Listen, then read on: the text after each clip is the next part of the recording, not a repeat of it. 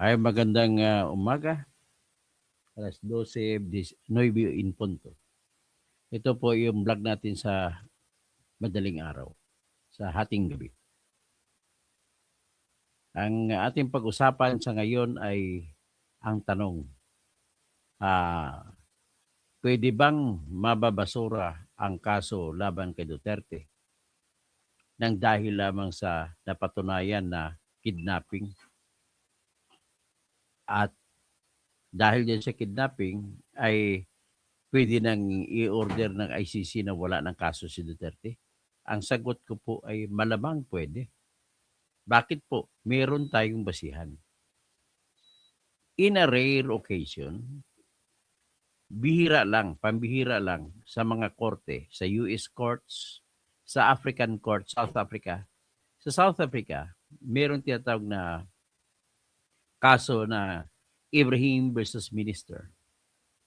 Si Ibrahim ay kidnap sa Switzerland at dinala sa South Africa para managot ng kaso diya sa apartheid.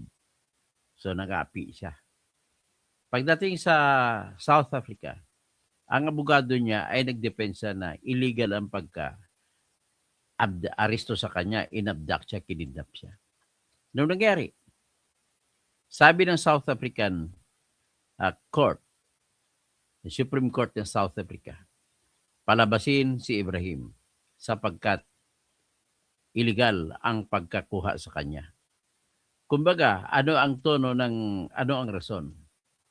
Ang rason, walang jurisdiction ng appellate court sa pag-aresto dahil illegal. So, ito po ay nakasandal sa isang doktrina. Lahat ng bagay na ginawa ng illegal ay hindi makapagbibigay ng karapatan sa taong gumawa ng illegal. So, yan ang nangyari kay Ibrahim. So, walang pinag-iba sa kaso ni Duterte. Sa kaso ni Duterte ay inareston siya na walang warrant of arrest galing sa ating bansa. At nasa ilalim ng ating konstitusyon, tanging korte lamang na lokal ang makapagbibigay ng warrant of arrest. Hindi pwedeng gamitin ang warrant of arrest ng ICC kahit pa dumaan sa Interpol. At para maintindihan ng mga abogado at judge na nakikinig sa akin, at ng mga abogado na nakikinig sa akin kung bakit hindi pwede gagamitin ang Interpol at ICC na warrant of arrest para arrestin si Duterte, ito ay sapagkat iniutos ito. Una, dalawang rason ibibigay ko. Unang rason, sa Section 2, paragraph, Section 2, Article 3 ng ating Constitution nagsasabi that search warrant shall issue only upon probable cause to be determined personally by our judge after examination under oath of the complainant and the witnesses he may produce, and particularly describing the place to be searched and the things and persons to be seized. Place of things and persons to be seized, ibig sabihin itong person arrested. Ibig sabihin, ang ating constitution ang mas manaig, mas mataas pa yan kaysa international law. Ang mga international law po, kung saan ang Pilipinas ay maaring pumirma sa kasunduan, ay parang isa lamang siyang batas na ginawa ng Kongreso. Ganun lang ang rangko niyan. Mas mataas ang rangko ng Constitution. Kaya dahil mas mataas ang Constitution, any international law is as good as only as domestic law or municipal law. Kaya hindi pwede. That's number one reason. No, na kailangan dadaan muna sa ating judge. Kaya nga, kung dadaan sa ating judge, which is also the same thing that is observed in all countries in the world.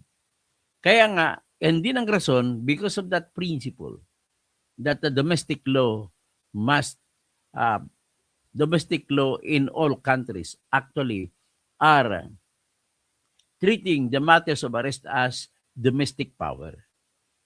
Sa lahat po ng kapangyarihan sa pag-aresto, basta lahat ng kapangyarihan na kung saan ay matatanggalan mo ng karapatan o di kaya masasaktan mo ang isang tao, kailangan mo ng specific na power na batas para magsasabi na pwede mo siyang arestuhin. Dito sa Pilipinas, pwede siyang arestuhin kung sa ilalim ng Constitution basta dumaan sa judge to be determined, a probable cause to be determined personally by the judge, local judge natin. So ngayon, pangalawang rason, hindi mo pwede magagamit ang warrant of arrest ng ICC kasi warrant of arrest ng pinag-usapan natin. At saka warrant of arrest kahit idaan mo pa sa Interpol. Bakit po? Nakasaad po yan sa ating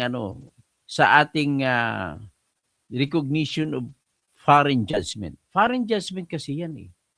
Sa recognition of foreign judgment sa Article 39 ng Rules of Court, iniutos na dadaan ka muna, magsampa ka muna ng petition sa RTC. At hiligin mo sa RTC na i-recognize yung foreign judgment.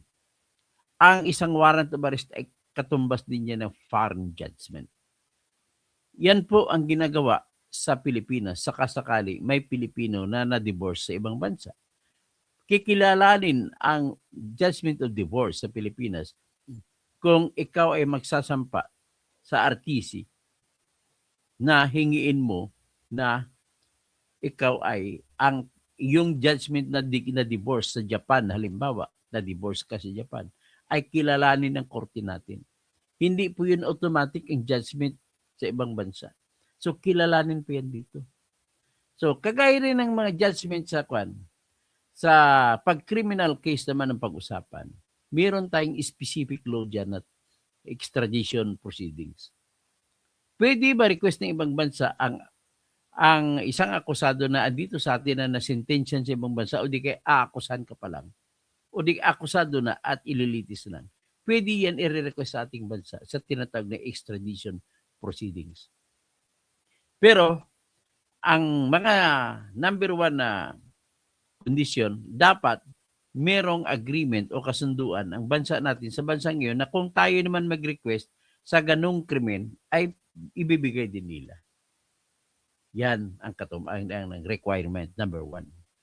So, dito sa ICC, wala tayong extradition treaty na ang ating akusado ay ibibigay sa kanila. Dati, may obligasyon tayo sa kanila na kung may akusado tayo, ay pwede nating hulihin sa atin at ibibigay sa kanila. Pero yan yung time na member ang Pilipinas ng ICC. Pero sa ngayon, hindi na tayo member, hindi na pwede mangyari. So ngayon, kung member, halimbawa tayo, the fact na inaristo nila si Digong, ay may utos din ang Rome Statute, ang batas ng ICC, na nagsasabi sa Article 59, na kung aristohin nyo kung sino man ang aming, sabi ng ICC, kung sino man ang wanted sa ICC, may warrant of arrest, kailangan idaan nyo muna sa inyong sariling korte sa lokal. Sa Article 59 ng Rome Statute nag-uutos. So, ang problema sa atin, inaresto siya ni Torre sa utos sa desisyon ni Remulla. Si Remulla Boying, tsaka si Remulla na Janvic, kasama si Eduardo Anyo, kasama si Gibo Teodoro, kasama si Marcos Lacanilaw. Inaresto nila illegal kasi walang hindi dire-recognize sa Pilipinas ang mandamiento di aresto na pinalabas ng ICC at saka kahit idaan pa sa Interpol. Ito ay sapagkat, ulitin ko, dalawang rason. Number one, na specific sa ating Section 2, Article 3 ng Constitution na pinakamataas na batas na sasabi na ang sinuman tao ay maaresto lamang kung mayroong probable cause na to be determined personally by the judge after examination under oath, the complainant and the witnesses to be produced, and particularly describing the place to be searched and the persons and things to be seized. Ganun po, that's number one reason. At ang ating constitution ay pinakamataas na batas sa Pilipinas. Kahit may international law na ICC ay hindi na pwede saklaw yung constitution. So, sundin ang utos ng constitution. Pangalawa, lahat ng foreign judgment, kahit mga utos, mga order sa foreign courts, kailangan dumaan muna sa tinatawag na recognition of foreign judgment. The only way to recognize that is for them to file a petition for recognition before any trial court, any regional trial court. So, dapat ang ginawa nila ni Torre ay nag-file sila ng motion. Sila ni Remulla gumawa at tatapat sila ng petisyon sa court na i-recognize yung order ng ICC. Ganun dapat. Ang problema, hindi nila ginawa eh. So, ang nangyari, kidnapping nangyari. Walang rason para hulihin si Duterte. At kung kidnapping na ang nangyari, nakasaad na po sa desisyon ng South African Supreme Court na pinalaya si Mr. Ibrahim na dahil lamang sa kinindap siya mula sa Switzerland bago siya itatry sa apartheid. Yung apartheid yung discriminate ng tindi ng mga puti laban sa itim dun sa South Africa. So, with that, may kaso din na isang kaso sa US na nangyari sa kasong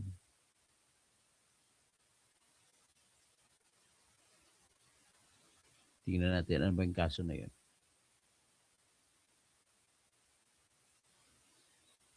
Sa United States versus Toscanino ay iniutos ng US Supreme Court na binigyan ng pabor si Toscanino dahil sabi niya ay nasa Uruguay siya nung kinidnap siya ng US agents at tinorture siya para lang kasuhan ng drug charges dito sa American courts. So inutos ng American court na palayain siya. Yung utos ng American court na yan ay actually a very rare occasion. Itong nangyari kay Ibrahim, very rare occasion din. Ang standard kasi, yung sa kaso ng US versus Kerr at saka US versus Frisbee. Sa dalawang kasong ito, nagdesisyon ng Supreme Court ng United States na wala silang pakialam kung makidnap o hindi, basta pag mag-trial, bigyan ng patas na laban ang akusado na inabduct. So, in this case, ladies and gentlemen, I am hopeful na babaguhin na susundin ng International Criminal Court. Ang problema ko lang, hindi yan inargue nila ni Kaufman. Pero naniniwala pa din ako kahit hindi i-argue, pwedeng gamitin din yan ng appeals chamber. At malamang baka magbago ang doktrina. Kasi first time pa lang nangyari sa ICC kung saan ang isang akusado ay inabduct ng sarili niyang bansa, si Duterte. Ang ibang mga akusado ay inabduct ng ibang bansa. So, nagdesisyon din ang ICC sa ibang kaso na tuloy ang kaso. May jurisdiction at sinintensyahan. Not necessarily nanalo o natalo. Basta kay sinintensyahan. So, ang nangyari dyan, ang doktrina na tinatawag na bene detente, good faith in detention. Ang good faith sa detention ng taong kinidnap para pagka-trial ay basta bigyan lamang siya ng patas na laban sa hearing, sa trial. Yun lang ang bene detente. Pero, kung merong mangyari, minsan, baka kasi yung ICC ay kung gagawin niya, kung kilalanin niya, kung hindi niya kilalanin pala ang pag-abduct, ay nag-violate din ang ICC sa tinatawag na human rights violation. So, ang korte ay hindi binuo para maglabag ng human rights. So, ibig sabihin, naghuhop ako na magbabago ang isip ng ICC at tatanggapin yung doktrina na announce sa South African Supreme Court na kung saan ay pinalaya nila si Mr. Ibrahim sa rason na siya ay inabduct. Ganon din ang nangyari doon sa kaso ni Toscanini. Toscanino sa United States of America noong 1974. Itong sa kaso ni Mr. Ibrahim, 1991 ito. Ibig sabihin, hindi po sa lahat ng panahon ay nire-reject ng korte ang rason nga na inabduct yung akusado. This time, Hopeful ako na pangangatawanan ng korte ang pagiging human rights fighter nila. Last court of resort sila ng human rights violation. Kasi human rights violation can never be cured by another human rights violation. A crime can never be cured by another crime. In this case, may crime. Halimbawa, sabihin natin guilty si Duterte. Maraming namatay. So, yun ay mga crime. Pero, can you now make an excuse just because of these crimes against humanity? Can you excuse the fact na inabduct si Duterte? Ganun po yun. And interestingly, hinihintay ko yung desisyon ng Supreme Court. May tanong kasi sa Supreme Court ngayon. At inaasahan ko, talagang inaasahan ko, na magdesisyon ang korte na kinidnap si Digong. Pero, ang problema lang sa Supreme Court natin, handicap siya, moot and academic siya in the matter kung wala kasi siyang power to order the ICC to release Digong Duterte. Hanggang doon na siya sa pagsasabi na kinidnap si Digong Duterte. But then it is now up to the victims to file a case of kidnapping against the kidnappers. Ganun na lang po ang mangyayari dyan. Well, I do expect that to happen. Kasi unang-una, wala akong nakitang ibang legal na possibility na dahilan, gawiting legal na dahilan para ma-uphold o di kaya para kilalanin na legal yung pag-kidnap kay Duterte. Wala po ako nakitang batas. Ang batas pa rin natin na namamayani patungkol sa mga pag-aresto ay kailangan mayroong warrant of arrest na nanggaling sa ating korte. The problem is walang warrant of arrest. Sana ang ginawa nila, kung sinunod nila ang Article 59 ng Rome Statute, nag-uutos din yan. Pareho din ang epekto na idaan nyo sa sarili nyong korte sa lokal pag na-aresto ni si Duterte. Ang problema, hindi dinaan sa korte. Diniritso lipad kagad sa dihig. So that's their problem. And that problem will really bring extreme shame sa Pilipinas.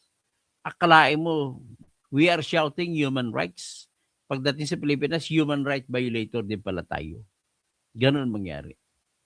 So, pwede kong sabihin na, kasi malapit na magdesisyon yan. Mga January, magdesisyon na yan. But then, I do expect na yung Supreme Court naman natin magdedesisyon yan ngayong January din or February. Pero with regard to sa kaso ni Bato, ang problema lang kasi dyan ay tinatago-tago nila. Hindi natin alam kung totoo o hindi na may warrant of arrest si Bato. Pero kung ako tarungin mo, fake news yan para sabihin may warrant of arrest laban kay Bato. Fake news yan. Paano maglabas ng warrant of arrest ang ICC kung pinag-uusapan pa sa ICC kung talagang may jurisdiction sila kay Digong o wala?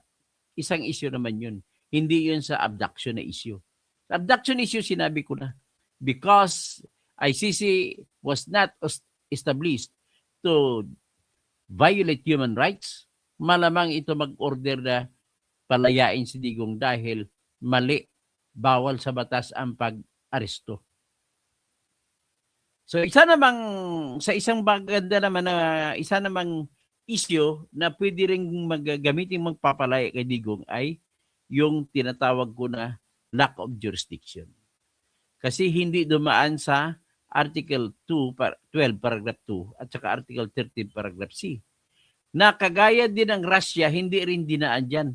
Kagaya rin sa kay Netanyahu, kay Putin, sa mga hindi nila dinaan sa tinatawag na Article 12 paragraph 2, Article 13 paragraph C. Pero dapat kasi pag dinaan dyan, nag-uutos ang pinaghalo mong dalawang batas na yan, nagsasabi na pwede ka lamang maghingi ng tinatag ng authority to investigate and to acquire jurisdiction over the case kung kasapi pa yung bansa ng ICC. In this case, yung Russia hindi kasapi. Yung Israel hindi kasapi. Yung Amerika hindi rin kasapi. So bawal sa ICC na mag-investigate sa mga abuso na ginawa ng mga sundalo ng Amerikano doon sa Afghanistan. So, get it? So I'm too expectant, that the ICC will release Digong Duterte because of the violation, the so-called violation called kidnapping. So hanggang dyan lang tayo. Let's just pray na susundin ng ICC yung doktrina na ginawa sa South Africa. Kaya ang problema ko kasi sa doktrina yan ay mas malamang yung doktrina na wala silang pakialam paano inaresto. Kagaya rin na nangyari kay Adolf Eichmann, yung author na pagpapatay ng 6 na milyon na Hudyo. Nalaman ng mga Israelites, ng mga Mossad, na tumakas si Eichmann sa Argentina. So, ang ginawa nila, nagbitbit sila ng sarili nilang eroplano, private plane, at saka kinidnap ngayon si Adolf Eichmann sa loob ng Argentina at nilipad papunta sa Israel. So, ang decision ng Supreme Court ng Israel, okay lang yan. Wala kaming pakialam kung paano ka inaresto. Ang pakialam lang namin ay mabibigyan ka ng patas na laban sa paglilitis at paghusga laban sa iyo. At the end of the day, bitay din si Eichmann. Namatay siya sa bitay sa Israel. Sige, Alex Togas, may dear anak, kumusta ka na? Anday lang yung pera galing kay Daddy Toto. Mga pamasko kayo para sa akin. Galing sa akin. Cassandra Daisy, mga third world countries lang ang kailangan ng ICC. Rene Lobaton, 50 super sticker. Salamat po sa super sticker, Rene Lobaton. Ano naman si Attorney Jocelyn Lobaton, classmate ko. Si Attorney Jocelyn, hindi ko alam kung sana you are still healthy, Attorney Jocelyn. I want to partner with you. Classmate ko sa Coronadal National Comprehensive High School. Sabay kami gumraduate sa high school. So si Cassandra Daisy, may sarili tayong Supreme Court, mga pinklawan at loyalista, walang believe sa sarili natin. Yan nga ang problema sa kanila. Rene Lobaton, good morning, Sir Toto. Romel Bingson, good morning po, Terador Doctor. Fernando Lachica, misleading fact, hindi po bansa ang ICC. Mali po yung sinasabi mo, Fernando Lachica. Hindi yung pinag-usapan bansa o ano. Ang pinag-usapan dito kung ang pagka-aristo na illegal ba, kidnapping, ay pwede ba hindi? Kabubo mo talaga. Huwag ka na mag-comment yan kung bubuhan ka. Kasi yung mga desisyon ng kada korte sa iba-ibang bansa, yan din ang sinusunod ng ICC. Bubo ka? Huwag ka na mag-ano din kung magpakabubo ka, Lachica pa naman apelido mo. Dami kong kilalang Lachica ng mga kaibigan ko. Teacher ko sa high school, Lachica. Miyaka Makermon. Tapos, MG Travel Vlogs, Common Sense. MG Travel Vlogs, President Duterte was not arrested. He was forcefully abducted, kidnapped, then deliberately handed over to the ICC without warrant of arrest and proper documentation. Marcos, dirty politics, fooling the ICC. So Dennis Cousin, my brad. Carolina on air. Salamat po sa iyong super sticker. Hasbigger. Sana magbigay kayo ng super sticker sa akin. Lahat kayo kung may sobra kayo. At mag-member kayo sa aking channel. Mura-mura lang naman ata para makatulong kayo sa akin. At mag-umpisa na pala ako mag-lecture sa bar exams. Para tulong ko lang ito, mag-member lang kayo sa membership channel ko. Mag-member kayo at magle-lecture ako sa kung sino ang magte-take ng bar exams ngayon. Makinig kayo sa akin, tuturuan ko kayo kung paano isasagot at tuturuan ko kayo sa the technique ng pagsasagot.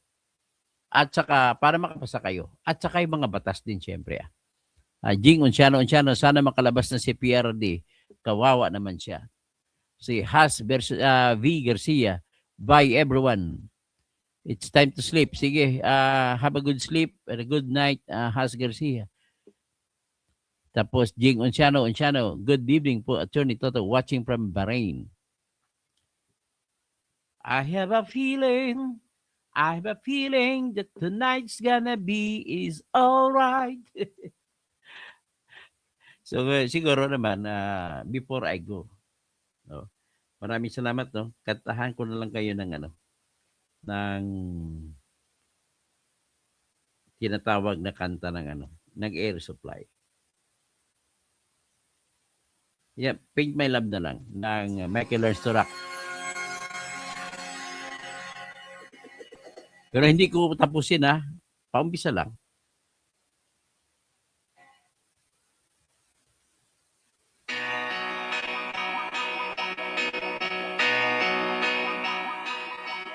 This peace, feel this moment here. I've never seen such a lovely queen. Till the skies above, to the deepest love. I've never felt crazy like this before. Paint my love, would you paint my love? It's the picture of thousand sunsets. It's the freedom of the thousand doves. Baby, you should paint my love. O, tama na. Yan lang. I dedicate that to all of you. Sa sunod naman, ugaliin ko na kada matapos sa magsising ako sa inyo. Okay? Salamat po, Jing Unciano, sa inyong pagkabilib sa boses ko. Si Shirley Dala. Wow, sabi niya. Yasmin, favorite singer, Michael Learns to Rock. Roddy Rabi, good morning po. Pastor Roddy Rabi. Sige, si Yasmin, Doc, bakit lagi pong decline yung mga request at petitions po ni Tatay Digong? Sa totoo lang, ang sagot ko dyan ay, don't you worry. Mga kasi mababang korte pa lang yan. Sa apila at antayin mo. Pero naniniwala ako, sa totoo lang, na binibigay na pera si Trillanes dyan. Siyang pinapadala ni Marcos at nagbibigay ng bilyon. Sino ba naman makatanggi sa bilyon pesos na ibibigay? Ganon ang pagkatingin ko dyan. Pero but then, I do believe that it will be a different thing pagdating sa jurisdiction. Ang problema kasi sa issue kung papalabasin o hindi sa interim release ay tinatanggap ng korte kahit kwento-kwento lang. Biro mo kwento-kwento lang na i-abduct siya ni Sarah, pinatulan. Yan kasi hindi naman yan part of the main case kasi. Pag part of the main case, ang papasok dyan, ang titignan yung proof beyond reasonable doubt. At kapag pag-usapan naman jurisdiction ay proof beyond reasonable doubt, dapat titingnan ng korte yung strong, the correct, the solid interpretation of the law. Yan ang naman pag-asa ko. Kaya wala po akong kaba pagdating sa usapin ng jurisdiction. At dalawa na po ang panlaban natin kung jurisdiction ng usapin. Hindi naka-acquire ng jurisdiction ng ICC dahil kidnap lang si Digong. That will be, and maybe, that may be used by the ICC. Considering na marami na rin korte ang nagdesisyon na kapag inabduct mo o kidnap mo ay hindi magkaroon ng tinatawag na jurisdiction. Magandang umaga po sa lahat ng aking kaibigan. God bless to all of you. God bless Pastor Roddy Rabi. Naimbag nga bigat kada kayo amin. Tapos mayapaabak. Si Roddy Rabi in the press if the President Duterte will be released due to health, maaring isa rin yan. Sa Court of Chismis pala ang ICC. Yan ang aking worst criticism sa ICC. Court of Chismis sila. Okay, hanggang dyan lang. Magandang umaga po sila.